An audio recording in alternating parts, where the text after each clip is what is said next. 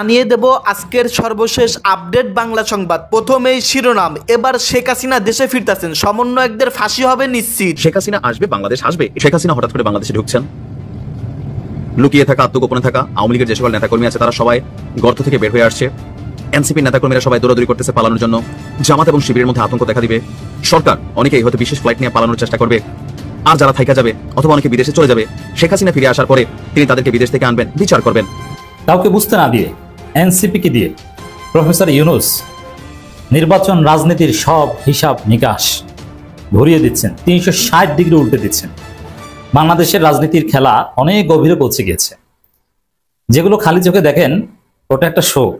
14, 16, 18 October 4 দিনের মধ্যে তিনটি বড় ধরনের অগ্নিকাণ্ডের ঘটনা সারা দেশ জুড়ে ঘটবার পর স্বাভাবিকভাবেই সামাজিক যোগাযোগ মাধ্যম জুড়ে শনিবার আলাপ হয়েছে যে কোনো বিশেষ গোষ্ঠী বা কোনো বিশেষ ব্যক্তিবর্গ অস্থিরতা সৃষ্টিতে, বাংলাদেশকে এক রকমের অস্থিতিশীলতার দিকে নিয়ে যেতে বাংলাদেশে এ ধরনের একের পর এক অগ্নিকাণ্ডের ঘটনা ঘটাচ্ছে কিনা।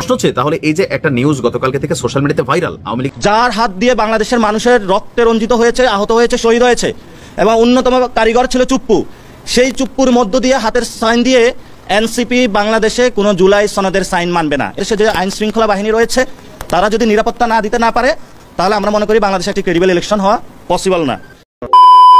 আসসালামু আলাইকুম রহমতুল্লাহ, সব কেমন আছেন? আশা করি সবাই অনেক অনেক ভালো এবং সুস্থ আছেন। সবাইকে স্বাগতম জানাচ্ছি আমাদের অর্ডার প্রথম ভিডিওতে। প্রতিদিনের মতো আমি আপনাদের সিরিয়াত ফারুকি আবারও চলে আসলাম নতুন একটা ভিডিও নিয়ে। দর্শক, আপনারা ইতিমধ্যে দেখেছেন যে ভিডিওর শুরুতে দেশের যে চলমান পরিস্থিতি চলতেছে তার ধারাবাহিকতা আজকের ভিডিওটা আপনার মধ্যে তুলে ধরার চেষ্টা করেছি। আমরা সামাজিক যোগাযোগ মাধ্যমে দেশের যে রাজনৈতিক চলমান পরিস্থিতি সম্পর্কে চলতেছে সেটা সম্পর্কে বেশ কিছু তথ্য জানতে পাই। সে তথ্যগুলো আপনাদেরকে ভিডিও আকারে আপনার মধ্যে তুলে ধরার চেষ্টা করি। এখানে আমাদের কোনো ব্যক্তিগত মতামত নাই। দর্শক, আমরা ইতিমধ্যে আপনারা সবাই ভিডিওর শুরুতে বেশ কিছু অংশবিশেষ দেখেছেন, যে অংশবিশেষগুলো দেখে বুঝতে পেরেছেন যে আজকের ভিডিওটা কতটা গুরুত্বপূর্ণ হতে চলেছে। তো দর্শকের বিষয়টা বেশি না বলে আমরা সরাসরি মূল আলোচনায় চলে যাচ্ছি। তার আগে আপনাকে বিনীতভাবে অনুরোধ থাকবে যারা আমাদের চ্যানেলটিতে এখন নতুন চ্যানেল সাবস্ক্রাইব করে সাথে থাকবেন। যারা ইতিমধ্যে সাবস্ক্রাইব করেছেন তাদেরকে অসংখ্য ধন্যবাদ। যারা সাবস্ক্রাইব করবেন তাদের উদ্দেশ্যে একটি কথা বলবো, দেখতে থাকুন, দেখতে ভালো লাগবে, ভালোবাসা হয়ে যাবে ইনশাআল্লাহ। দর্শক, আর বেশি কথা না, আমরা এখানে ধারাবাহিকভাবে একটু বিস্তারিত দেখে আসি। কাউকে বুঝতে না দিয়ে, এনসিপিকে দিয়ে প্রফেসর ইউনূস নির্বাচন রাজনীতির সব হিসাব নিকাশ ঘুরিয়ে দিচ্ছেন, 360 ডিগ্রি উল্টে দিচ্ছেন। বাংলাদেশের রাজনীতির খেলা অনেক গভীরে পৌঁছে গিয়েছে।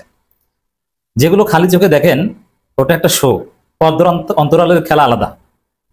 এনসিপি জুলাই সনদ সাইন করে নাই, এটা হতে পারে যে প্রফেসর ইউনূসের সম্মতিতেই করেন নাই। আর এই এনসিপিকে বাদ দিয়ে, জুলাই যোদ্ধাদের, ইউনূসের নিয়োগকর্তাদের বাদ দিয়ে শেষ পর্যন্ত জুলাই সনদ বাস্তবায়ন করবেন, ফেব্রুয়ারিতে নির্বাচন করবেন, এত হিসাব সোজা না। তা খেলা অন্য লেভেলে চলে গেছে। কি সেই খেলাটা? দর্শক, আমি বিশ্লেষণ করছি দুইটা বিষয়।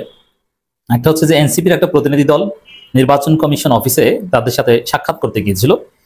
মূল বিষয় ছিল এনসিপির সাপলা প্রতীক নিয়ে আলোচনা।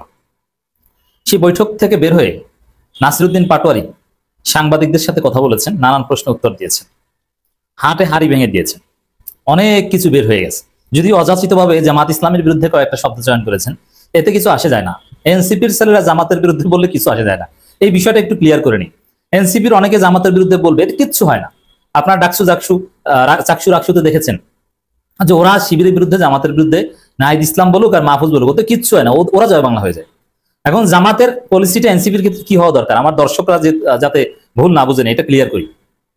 এনসিপির ছেলেরা জামাত বিরোধিতা করলে কিচ্ছু আসে যায় না, ওর কোনো প্রভাব নেই।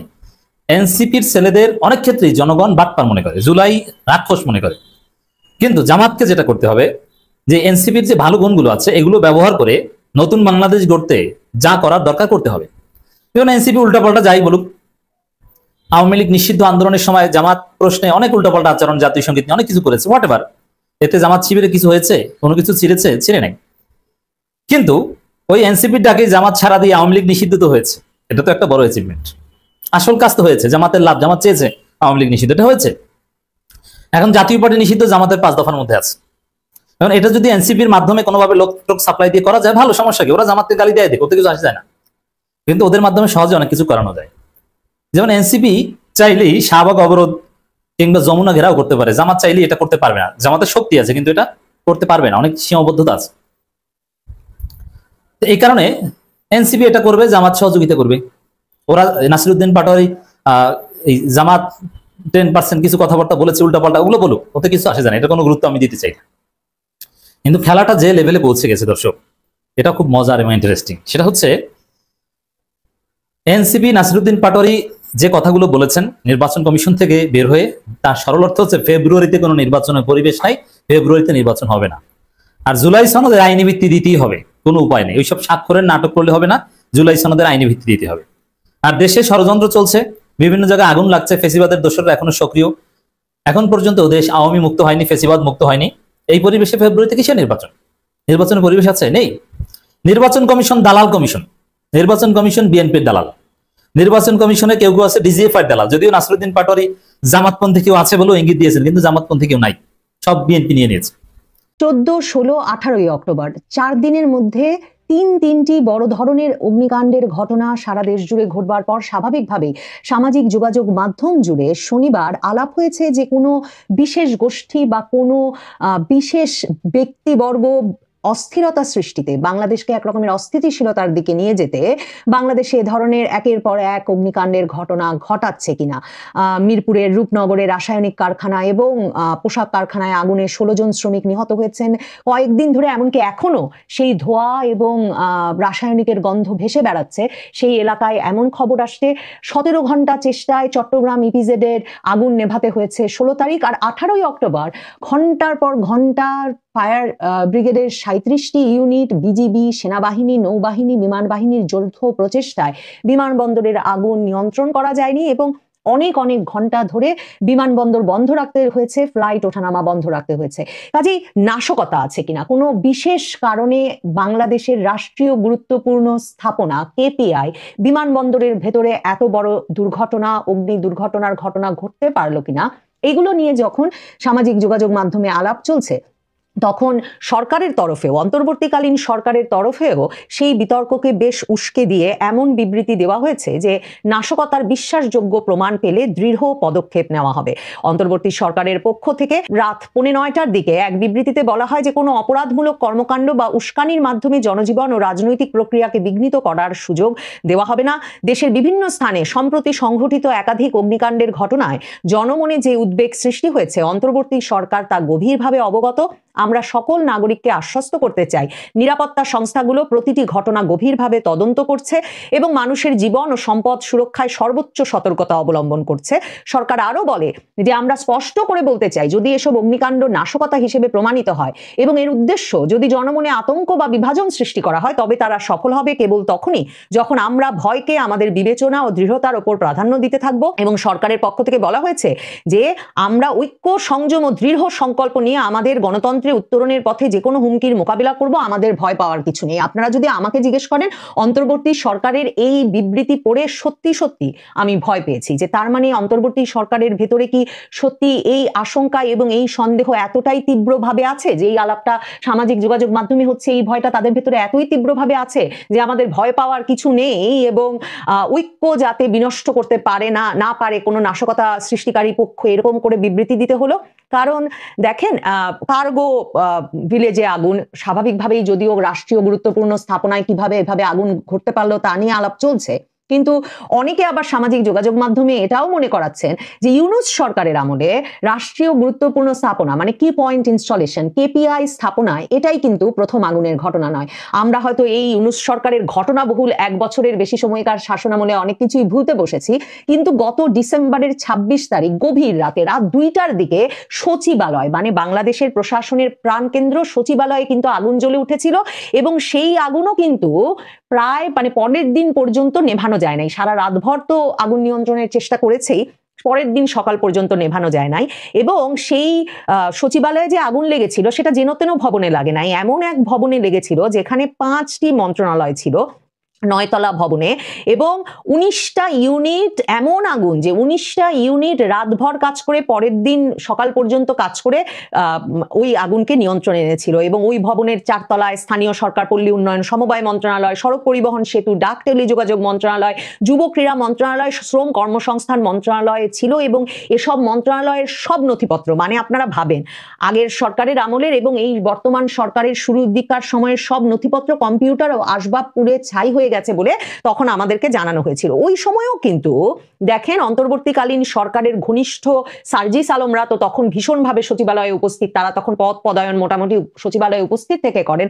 তারা যেমন ওটাকে সরাসরি নাশকতার ঘটনা বলেছিলেন, সেটাই কিন্তু শুধু নয়, দেখেন ওই ভবনে এছাড়াও অর্থ মন্ত্রণালয়ের আর্থিক প্রতিষ্ঠান বিভাগ সহ আরো কিছু দপ্তরও ছিল, এবং যেইখানে গুরুত্বপূর্ণ মন্ত্রণালয় সেসব জায়গায় আগুন বেশি ক্ষতি করেছে বলে তখন জানানো হয়। এবং সে সময় এটা কি নাশকতা নাকি মানে সাধারণ ঘটনা, দুর্ঘটনা, এই বিষয়টি নিয়ে যখন আলোচনা ছড়িয়ে পড়ে, কারণ অনেকগুলো সন্দেহের কারণ ছিল, তখন কিন্তু যে কয়েকজন উপদেষ্টা ঘটনাস্থল পরিদর্শন করেছিলেন, স্বরাষ্ট্র উপদেষ্টা জাহাঙ্গীর আলম চৌধুরী, আদিলুর রহমান, রেজওয়ানা হাসান, আসিফ মাহমুদ, সজীব ভুইয়া, এদের মধ্যে আসিফ মাহমুদ, সজীব ভুইয়া স্পষ্টতই বলেছিলেন ক্ষতিগ্রস্ত ভবন পরিদর্শন শেষে যে ষড়যন্ত্রকারীরা থেমে নেই, আমাদের ব্যর্থ করার এই ষড়যন্ত্রে যে বা যারাই জড়িত থাকবে তাদের বিন্দু পরিমাণ ছাড় দেওয়া হবে না। আসসালামু আলাইকুম। আওয়ামী লীগের প্রত্যেকটা নেতাকর্মী বিশ্বাস করেন শেখ হাসিনা বাংলাদেশে আসবেন। ইভেন তারা যেটা দেখতে চান চোখের সামনে, যে শেখ হাসিনা হঠাৎ করে বাংলাদেশে ঢুকছেন, লুকিয়ে থাকা, আত্মগোপনে থাকা আওয়ামী লীগের যে সকল নেতাকর্মী আছে তারা সবাই গর্ত থেকে বের হয়ে আসছে, এনসিপির নেতাকর্মীরা সবাই দৌড়াদৌড়ি করতেছে পালানোর জন্য, জামাত এবং শিবিরের মধ্যে আতঙ্ক দেখা দিবে, সরকার অনেকেই হয়তো বিশেষ ফ্লাইট নিয়ে পালানোর চেষ্টা করবে, আর যারা থাইকা যাবে অথবা অনেকে বিদেশে চলে যাবে, শেখ হাসিনা ফিরে আসার পরে তিনি তাদেরকে বিদেশ থেকে আনবেন, বিচার করবেন। আওয়ামী লীগের প্রত্যেকটা নেতাকর্মীর মন্তরের ধারণা কিন্তু এরকম। আবার শেখ হাসিনা সাম্প্রতিক সময়ে যে বক্তব্যগুলো দেন সেখানে তিনি কিন্তু কঠিন বিচারের বক্তব্য দেন, যদি এগুলো গণমাধ্যমে এখন প্রচার করা হচ্ছে না আইনের কারণে। তো সকল কিছু মিলিয়ে শেখ হাসিনা আসবে, বাংলাদেশ আসবে, এটা আওয়ামী লীগের নেতাকর্মীদের প্রত্যেকটা মিছিলের একটা কমন ওয়ার্ড। কিন্তু আসলে কি বিষয়টা এতটা সোজা না। তো প্রশ্ন হচ্ছে, তাহলে এই যে একটা নিউজ গতকালকে থেকে সোশ্যাল মিডিয়াতে ভাইরাল, আওয়ামী লীগের নেতাকর্মীরা গণহারে প্রচার করছেন, কিন্তু আবারও বলি, সোশ্যাল মিডিয়াতে আপনারা যা দেখছেন প্রচারের আগে শিওর হবেন যে এটা কে প্রচার করছে, কারা প্রচার করছে, বা যেই টেলিভিশন বা যেই লগোটা দেখছেন এটা কার, এটা কি অরিজিনাল কোনো গণমাধ্যমের নাকি কপি করা। 7 ডিসেম্বর বাংলাদেশে শেখ হাসিনা ফিরবে, সহযোগিতা করবে কে, মার্কিন প্রেসিডেন্ট ডোনাল্ড ট্রাম্প, এমন বক্তব্যে সোশ্যাল মিডিয়া ভাইরাল। ভরপুর আওয়ামী লীগের নেতাকর্মীরা গণহারে এই পোস্টটা শেয়ার করতেছেন, কিন্তু আমি স্ক্রিনে দেখাচ্ছি, উপরে নাম কি, ইকবাল টিভি। দর্শকের বিষয়টা আপনার মূল্যবান মতামত অবশ্যই কমেন্ট করে জানাতে ভুলবেন না। তখন সাথে থাকার জন্য সবাইকে অসংখ্য ধন্যবাদ জানিয়ে এখানে শেষ করবো আজকের ভিডিও। ভালো থাকবেন, সুস্থ থাকবেন, আর আমাদের চ্যানেলটিতে নতুন থাকলে প্লিজ আমাদের চ্যানেল সাবস্ক্রাইব করে সাথে থাকবেন। ধন্যবাদ সবাইকে, আল্লাহ হাফেজ।